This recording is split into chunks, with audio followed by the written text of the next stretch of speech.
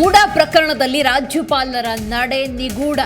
CM ವಿರುದ್ಧ ಪ್ರಾಸಿಕ್ಯೂಷನ್ಗೆ ಅನುಮತಿ ಕೊಟ್ರೆ ಕೋರ್ಟ್ನಿಂದ ತಡೆಯಾಜ್ಞೆ ಸಾಧ್ಯತೆ. ಸ್ಪಷ್ಟ ತೀರ್ಮಾನಕ್ಕೆ ಗೆಹ್ಲೋಟ್ಗೆ ಕಾನೂನಾತ್ಮಕ ಅಡ್ಡಿ.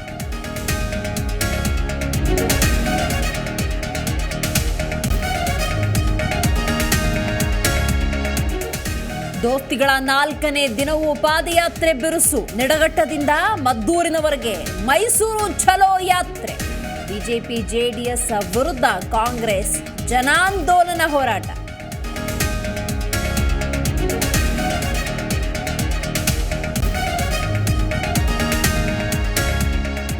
ವೆಟರ್ನರಿ ಔಷಧಿಗಳಲ್ಲಿ ಭಾರಿ ಗೋಲ್ಮಾಲ್.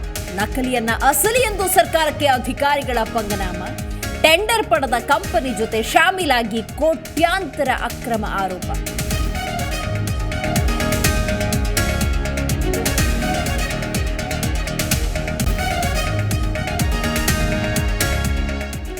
ಮುಸ್ಲಿಂ ದೇಶಗಳಲ್ಲಿ ಯಾರೂ ಸುರಕ್ಷಿತರಲ್ಲ. ಜಾಲತಾಣದಲ್ಲಿ ಮತ್ತೊಂದು ಕಿಡಿ ಹೊತ್ತಿಸಿದ ಕಂಗನಾ ರನೌತ್. ಭಾರತ ಸುರಕ್ಷಿತ ಎಂದು ಹಸೀನಾ ಇಲ್ಲಿಗೆ ಬಂದಿದ್ದಾರೆ ಎಂದು ವಿವಾದಿತ ಪೋಸ್ಟ್.